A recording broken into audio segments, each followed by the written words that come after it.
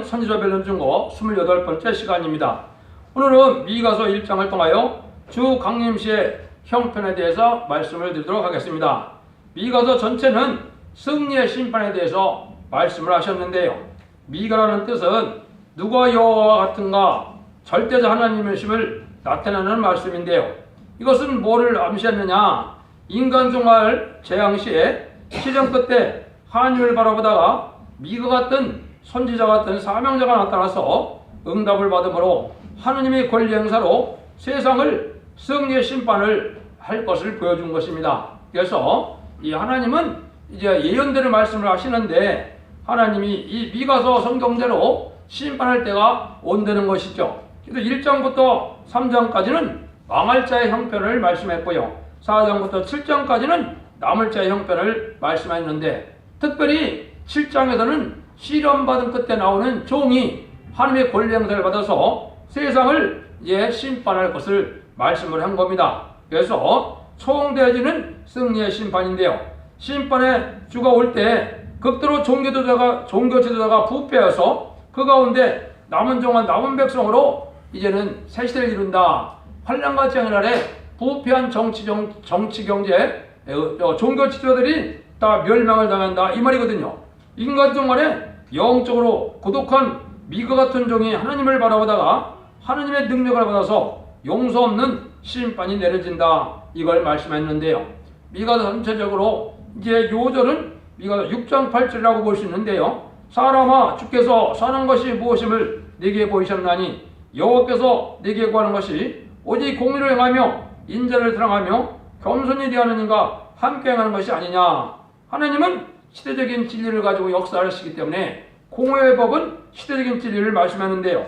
그래서 아무리 재물을 많이 바치고 이렇게 한다 하더라도 공의를 행치 않고 인자를 사랑하지 않는다, 하나님의 자비하심을 사랑하지 않고 이런 삶을 겸손한 자의 삶을 살지 않으면 이제는 말씀의 다름질에 변론될 때 멸망을 당한다는 뜻인데요.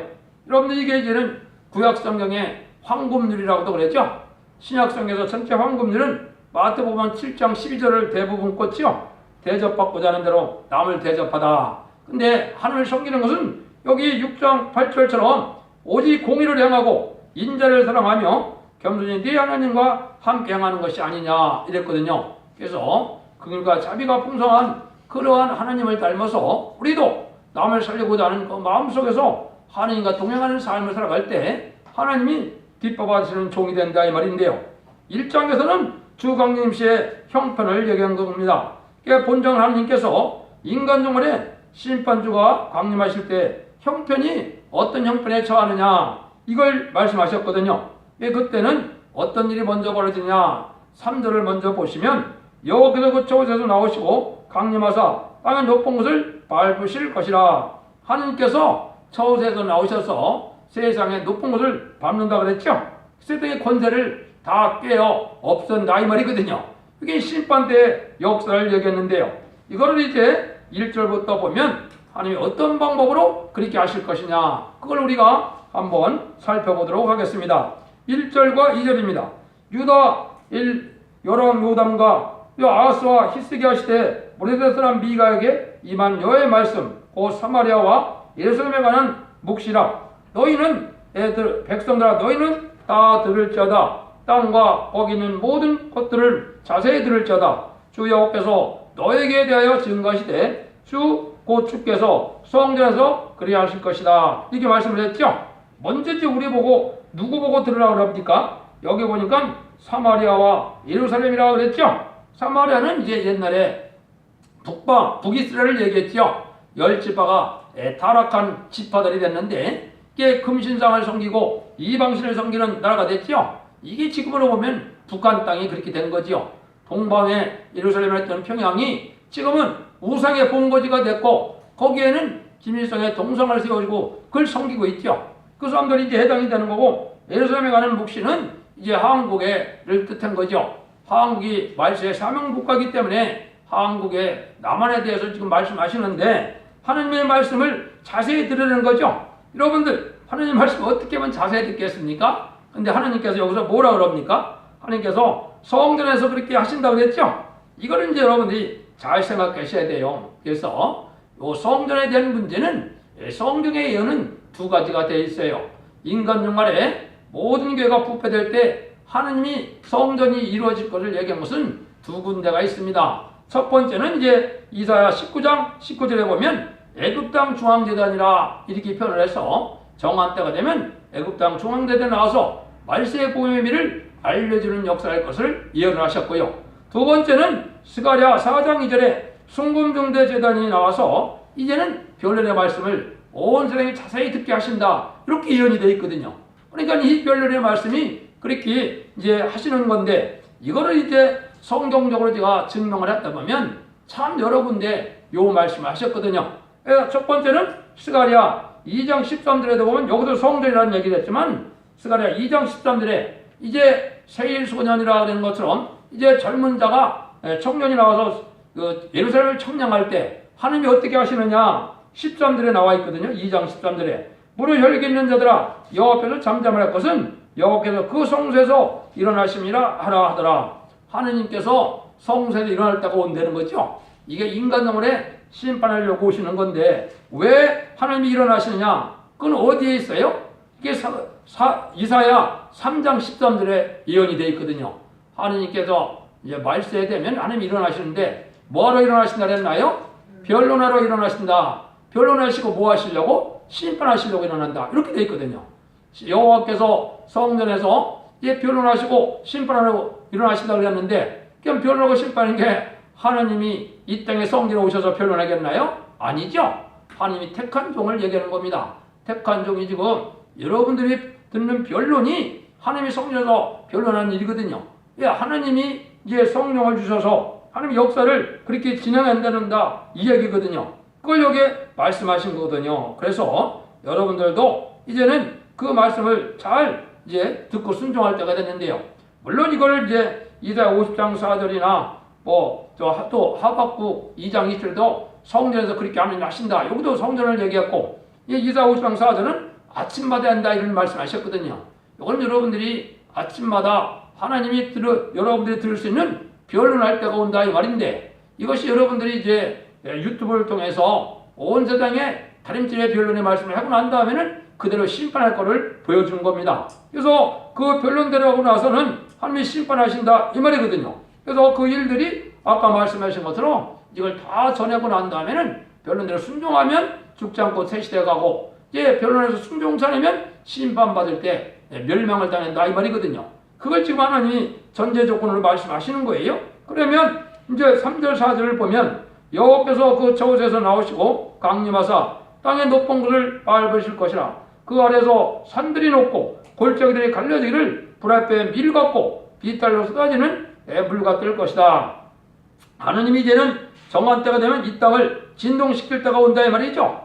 이거는 하나님이 아주 큰 지진을 일으키는 것처럼 모든 무기가 동원되고 핵무기가 터지는 때가 없거든요. 이게 아마겟돈 때인데요. 그게 세상의 마지막 끝날이거든요. 그때 이 땅에는 진동하는 때가 오는데 이때 멸망이 당하는데 이 많은 세력들이 뭐와 같이 멸망을 당한다 그랬어요? 불 앞에 밀같이 쓰러지는 가운데 있다 이 말이죠. 요거는 뭘 뜻했어요? 여러분들이 불 앞에 촛불을 갖다 대면은 천둥이 다 녹아 없어지죠. 그런 식으로 하나님이 이 세상 불심판할 때 이 세상은 다 녹아 없어지는 그런 세상이라는 거거든요. 그거는 심판받을 때 형편을 지금 얘기하고 계시는 겁니다. 그래서 그러한 일에 멸망치 않으려면 하나님의 말씀을 할 때 자세히 들으라. 여호와의 말씀은 예언서 계시를 본문 그대로 증거하는 걸 뜻했어요. 하나님의 뜻은 학문적으로 이론적으로 신학적으로 철학적으로 인간의 지식으로는 하나님의 뜻을 알 수 없습니다.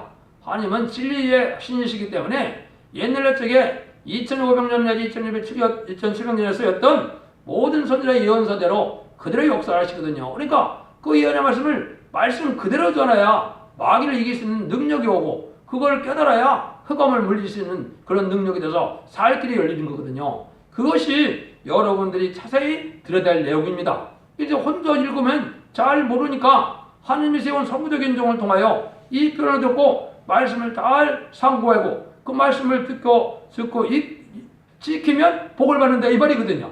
여러분들이 이것이 마지막 인간 세상에 경고하는 말씀이 이 변론이라는 것을 우리가 알아야 됩니다. 근데 이때 이제 두 가지 사람들이 나온다는 것을 얘기를 합니다. 스가랴 4장 7절에서는 이제 머릿돌을 내놓을 때, 다른 집의 변을 지낼 때 은총할지어다 은혜 받는 자들이 나오고, 또 그 뒤에 미가서 2장 6절에 보면 뭐라고 되어 있어요? 2장 6절에 보면 그들이 말하기를 너희는 예언하지 말라. 이걸 예언할 것이 아니를 욕하는 말로 그치지 아니한다. 이런 말이 여러 군데 있는데요.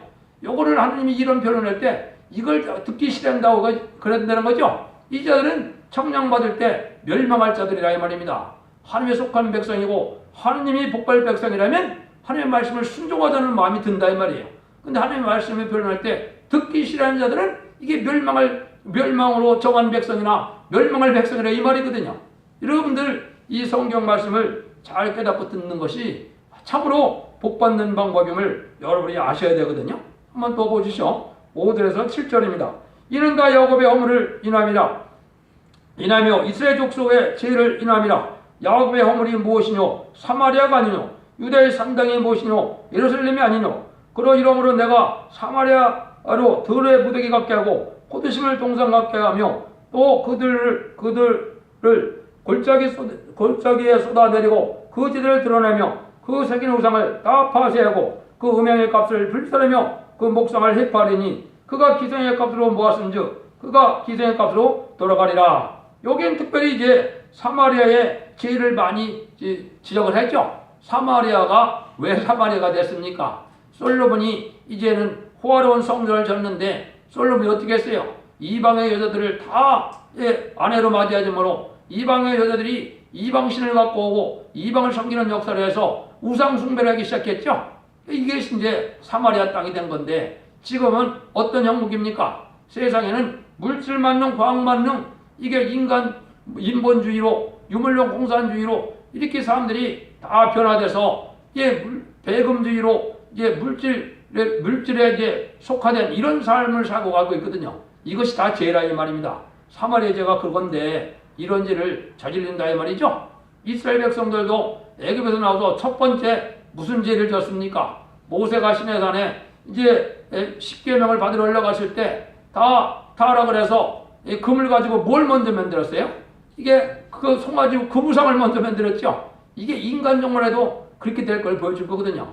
여러분 다니엘서에 보면 다니엘의 세 친구인 사드락 메삭 아벳느고가 신앙의 절기를 어떻게 지켰어요? 금신상에 절을 안 하는 것 때문에 불못불에 빠졌죠. 그게 바로 인간 종말에 이제 물질 만중주의에 대해서 물질 하나님보다 더 사랑하는 이런 자들이 될 것을 얘기하고 이것이 이제 멸망할 것을 얘기한 거거든요. 이걸 그래서 우리가 이제 그 야고보서 4장 4절에도 보면은 뭐라고 했느냐? 간음하는 여자들아, 너희가 세상과 벗되면 하나님과 원수된다 그랬거든요. 세상을 너무 사랑하고 세상의 쾌락에 탐닉하게 되면 이게 하나님 원수되는 일이거든요. 이게 속화돼서 멸망이 온다 이 말이거든요. 그걸 지금 경고하는 거거든요. 그게 다 돌의 무더기 같이 된다 이 말이죠. 다 이제 멸망을 해서 인간이 살 수 없는 그런 일이 된다 이 말이거든요. 그 다음에는 이제 다윗 왕국을 반대된 자들인데 다윗 왕국을 반대된 자들이라는 건 뭐예요? 여기 이제 이스라엘 백성들이 애굽에서 종살이에다 나와서 이제 가나안 땅을 정복하러 갈 때 이 많은 사람들이 어떻게 했어요? 이스라엘 백성들이 다윗 왕국을 건드렸는데 방해를 했습니까? 도와줬습니까? 방해했거든요. 그걸 이사야 15장 16절에서는 모압 족속이 멸망한다고 되어 있는데 이거는 인간 종말에 기업권 세력들이 새로운 종들이 나타나서 천연왕국의 새시대 왕국권들을 하기 위해서 이제 새로운 변론이 시작되면 이게 방해할 세력들이 많이 나올 걸 얘기하거든요. 이자들이 다 멸망한다. 이것도 또 이제 우상의 세력이 되는 것이고 이것은 이제 왜냐하면 기독교라도 진리를 참되게 믿지 않으면 그것도 우상이나 마찬가지입니다. 학설이나 이론이나 신학이나 철학이나 이런 걸 갖고 하느님을 섬기려고 들면 하나님의 신을 함께 할 수가 없거든요. 여러분들은 진리의 말씀을 그냥 가감없이 그대로 믿어야 말씀 앞에 승리하는 일이 벌어지는 거거든요. 성경 말씀은 인간이 가감할 권한이 없습니다. 그냥 본문 그대로 믿어야 승리할 수 있다 이 말이거든요. 이런 거를 지금 얘기하는 건데 이런 것 중에 이제 마지막으로 가장 큰 죄가 지금 뭐냐? 불의한 자가 타협하는 건데 이거는 공산당 악의 세력을 받아들이는 걸 뜻했어요. 여러분들 마귀의 세력은 이게 공산당이 앞잡인데 마귀의 도구인데 공산당을 받아들이고 협상하는 것은 멸망의 대상이 되는 거거든요. 그게 정치적으로 많이 그런 일이 벌어지고 종교적으로 그런데 특별히 한국에도 2014년인가요? WCC 그런 대회를 부산에서 했죠. 그게 엄청난 죄거든요. 그건 엄청난 죄인데 그 죄를 알지 못하고 대형교회들이 다 그걸 쌍수를 들어서 환영을 하고 받아들였거든요. 이거는 1대 36절에 신사참배한 거나 똑같거든요. 그런 죄를 엄청나게 지었으니까 하나님이 그런 자들을 벌하겠어요? 벌하지 않겠어요? 벌한다 이 말입니다. 그 죄값을 여기 듣는다 그 얘기거든요. 그래서 예배서에서도 보면 야곱의 너희의 허물과 죄로 죽었던 너를 살리셨다 그러는데 원죄자 범죄를 다 해주는 방법이 있고 원죄와 자범죄를 다 이제 심판받아서 멸망할 당할 자들이 있다 이렇게 얘기하는 거거든요. 그래서 여러분들이 말세 복음에서는 원죄자 범죄를 다 해결할 수 있는 이런 진리를 배워서 이런 말씀을 읽고 듣고 그 변론을 듣고 지켜 회개하면은 원죄자 범죄를 해결해서 죽지 않고 새시대 가고 죽지 않고 변화 승천하지만 그렇지 않으면 가족 전멸을 당한다 이 말이거든요. 그걸 또 구체적으로 한번 8절 9절을 보시죠. 이러므로 내가 애통하며 애곡하며 벌거없는 몸으로 향하여 들깨같이 애곡하고 타조같이 애통하려니 이는 그 상처는 고칠 수 없고 그것이 유다까지도 이르렀고 내 백성의 성문 곧 예루살렘에도 미쳤습니다. 이게 진의 날에 애통하게 될 때는 뭐 같아요? 들깨같이 타조같이 아주 슬피 울어도 소용이 있다는 거 없다는 거예요. 고침을 받지 못한다는 거죠. 여러분들 이 변론을 듣고 경고될 때 지금 해결해야 되는 것이 환란이 이미 시작할 때 그때 울고불고 해봐야 해결도 안 되고 고쳐지지 않는다 이 말이거든요. 그때 멸망을 당한다 이 얘기를 하는 거거든요. 그래서 이건 예루살렘의 백성의 성문이라는 말을 썼는데 이거는 교회를 뜻하기도 했습니다. 그래서 이러한 엄청난 죄들을 짓는 것을 지금 음력 교권이 하고 있거든요. 공산당을 용납하고 심지어 공산당 그 민족의 반역에 아주 수괴고 또 많은 사람들을 살인한 살인마인데 그 자들을 환영해야 된다 이렇게도 가르치고 있거든요. 이거는 하나님의 용서받기 힘든 그런 죄악이거든요. 이런 죄악을 짓다가 다 망한다 이 말이거든요. 그래서 이제 성령 충만하면 모든 것이 고침을 받아서 원죄자 범죄도 해결되고 이제 병도 오고 몸도 완전히 회복되는 일이 벌어지지만은 개교 역사가 오지만은 이런 고칠 기회를 변론을 듣지 않으면 놓친다 이 말입니다. 그래서 뒤늦게 깨달아갖고는 멸망할 수밖에 없다. 이걸 경고하고 있거든요. 10절 11절 합니다. 가대에 고하지 말며 도무지 호목하지 말자다.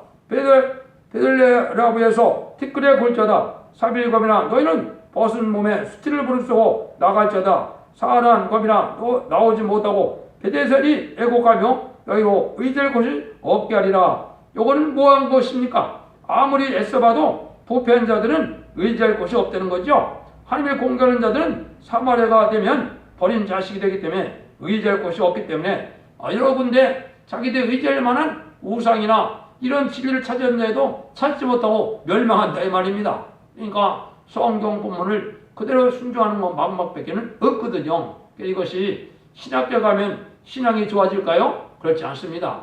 대형교회 가면 신앙이 좋아질까요? 그렇지 않습니다. 그런 곳에서 살 길이 열리지 않는다는 겁니다. 여러분들은 말씀을 지켜 회개하는 그런 역사가 있어야 살 길이 나오는 거거든요. 12절이요.